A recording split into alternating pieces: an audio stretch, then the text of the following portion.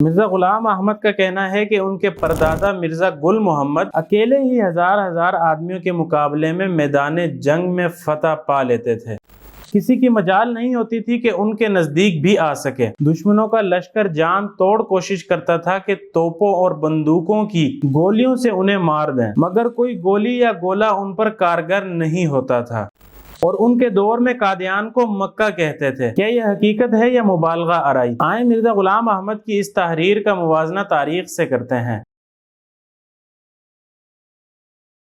مرزا غلام احمد اپنی کتاب ازالہ اوہام روحانی خزائن جلد نمبر 3 پیج نمبر 161 سے 165 تک اپنے پردادا مرزا گل محمد کے بارے میں لکھتے ہیں کہ 18ویں صدی کے آخر میں جب چغتائی سلطنت نے اپنی نالائکی اور بد انتظامی سے پنجاب کے حصے سے دستبرداری اختیار کی تو بفضل الہی میرے پردادا مرزا گل محمد نے اپنی مستقل ریاست قائم کی، جو کہ 84-85 گاؤں پر مشتمل تھی۔ مرزا گل محمد نے دشمنوں کے حملے روکنے کے لیے 1000 سپاہیوں کی فوج قائم کی۔ ان کے پاس 3 توپیں اور 300-400 عمدہ عقل مندوں اور عالموں میں سے ان کے مصاحب تھے، اور 500 کے قریب حافظ قرآن تھے جو قادیان میں رہتے تھے۔ ان کی ریاست میں اسلام کے احکام کی سخت پابندی تھی، اور کوئی غیر شرعی حرکت کرنے والے کو سخت سزا ملتی تھی۔ غریب اور مسکین لوگوں کی پرورش کے لیے ایک خاص سرمایہ تقسیم ہوتا تھا۔ ایک مغلیہ وزیر غیاث الدولہ جب قادیان آئے تو مرزا گل محمد کے حالات دیکھ کر اشک بار ہو گئے، اور کہا کہ اگر مجھے پہلے خبر ہوتی کہ خاندان مغلیہ میں ایک ایسا مرد پنجاب میں موجود ہے تو میں کوشش کرتا کہ وہی دلی میں تخت نشین ہو جاتا اور خاندان مغلیہ تباہ ہونے سے بچ جاتا۔ مرزا غلام احمد کا کہنا ہے کہ اس وقت مشیت الہی مسلمانوں کے مخالف نہ ہوتی تو بہت امید تھی کہ میرے پردادا رنجیت سنگھ کی حکومت قائم نہ ہونے دیتے اور ایک وسیع سلطنت اسلام کی اس ملک میں قائم کر دیتے، لیکن خدا تعالیٰ نے یہی چاہا کہ مسلمانوں پر ان کی بے شمار غفلتوں کی وجہ سے تنبیہ نازل ہو۔ اس لیے میرے پردادا مرزا گل محمد اس ملک کے مسلمانوں کی ہمدردی میں کامیاب نہ ہو سکے۔ مرزا غلام احمد اپنے پردادا کی کرامت کچھ اس طرح بیان کرتے ہیں کہ بسا اوقات مرزا صاحب مرحوم صرف اکیلے ہزار آدمیوں کے مقابلے پر میدان جنگ میں نکل کر ان پر فتح پا لیتے تھے، اور کسی کی مجال نہیں ہوتی تھی کہ ان کے نزدیک آ سکے، اور ہر چند جان توڑ کر دشمن کا لشکر کوشش کرتا تھا کہ توپوں یا بندوقوں کی گولیوں سے ان کو مار دیں، مگر کوئی گولی یا گولہ ان پر کارگر نہیں ہوتا تھا۔ مرزا غلام احمد کا کہنا ہے کہ یہ کرامت ان کی سکھوں کے منہ سے سنی گئی ہے، لیکن میرے نزدیک یہ کچھ تعجب کی بات نہیں، اور آخر میں کہتے ہیں کہ میرے پردادا کے دور میں قادیان میں وہ نور اسلام چمک رہا تھا کہ ارد گرد کے مسلمان اس قصبے کو مکہ کہتے تھے۔ مرزا غلام احمد کا یہ بیان حقیقت ہے یا افسانہ؟ کیونکہ تاریخ میں اتنے بڑے واقعات چھپتے نہیں۔ اگر کوئی شخص اکیلا 1000 آدمیوں کو شکست دے، توپ اور بندوقیں اس پر اثر نہ کریں، تو یہ صرف قادیان کی نہیں بلکہ پورے پنجاب کی تاریخ کا غیر معمولی واقعہ ہونا چاہیے تھا۔ لیکن مرزا گل محمد کی یہ تعریفیں صرف اور صرف مرزا غلام احمد کے لٹریچر میں ملتی ہیں، کسی مضبوط غیر جانبدار تاریخی ثبوت سے نہیں۔ اور جن سکھوں کی شہادات مرزا غلام احمد اپنے پردادا کے لیے نقل کر رہے ہیں، ان کے مطابق مرزا گل محمد اپنے علاقے کے رئیس اور دیندار تھے، اور 1000 آدمیوں کی فوج رکھتے تھے، لیکن انہیں ایسا جنگجو دکھانا جو اکیلا 1000 آدمیوں پر غالب آ جائے، جس پر توپ اور بندوق اثر نہ کرے، اور جس کے قصبے کو مکہ کہا جائے، یہ بات تاریخ نہیں بلکہ مبالغہ معلوم ہوتی ہے۔ مرزا غلام احمد جس رنجیت سنگھ کی فوج کا ذکر کر کے کہتے ہیں کہ میرے پردادا پنجاب کو رنجیت سنگھ کی ظالم حکومت سے بچانے کی صلاحیت بھی رکھتے تھے، لیکن مرزا غلام احمد نے یہاں اس حقیقت کا کوئی ذکر نہیں کیا کہ مرزا غلام احمد کے والد نے اسی رنجیت سنگھ کی فوج میں شمولیت اختیار کر لی تھی۔ کیا مرزا غلام احمد کے والد کو مرزا گل محمد کے عزائم اور تاریخ معلوم نہیں تھی؟ تاریخی حوالوں کے مطابق مرزا غلام احمد کے والد مرزا غلام مرتضی رنجیت سنگھ کی سکھ فوج میں شامل ہوئے، کشمیر فرنٹیئر، منڈی کلو اور پشاور جیسے محاذوں پر خدمات انجام دی، اور اسی رنجیت سنگھ کی وفاداری کے نتیجے میں قادیان میں واپسی اور کچھ آبائی جائیداد بحال ہوئی۔ میرے احمدی دوستو، اسلام ہمیں سچائی، تحقیق اور دلیل کی دعوت دعوت دیتا ہے۔ آپ سے گزارش ہے کہ مرزا غلام احمد کی ہر بات کو صرف عقیدت کی نظر سے نہ دیکھیں، اسے تاریخ، عقل، قرآن اور سنت کے معیار پر بھی پرکھیں۔ کیا نبی یا مجدد ہونے کا دعویٰ کرنے والے شخص کو اپنے خاندان کی عظمت ثابت کرنے کے لیے ایسی مبالغہ آمیز باتوں کی ضرورت ہونی چاہیے کہ اللہ کے دین کی سچائی نسب، خاندان، جاگیر، تلوار، توپ یا خاندانی قصوں سے ثابت ہوتی ہے؟ نہیں، اسلام کی بنیاد قرآن، سنت، توحید، ختم نبوت، صحابہ کی گواہی اور سچائی پر ہے۔ آخر میں ہم اپنے احمدی دوستوں سے محبت اور خیرخواہی کے ساتھ کہتے ہیں کہ تحقیق کریں، اصل کتابیں پڑھیں، تاریخ کو غیر جانبداری سے دیکھیں اور اللہ تعالیٰ سے دعا کریں کہ ہمیں وہ راستہ دکھا جو تیرے نبی حضرت محمد صلی اللہ علیہ وسلم اور صحابہ اکرام رضوان اللہ تعالی علیہم اجمعین کا راستہ ہے۔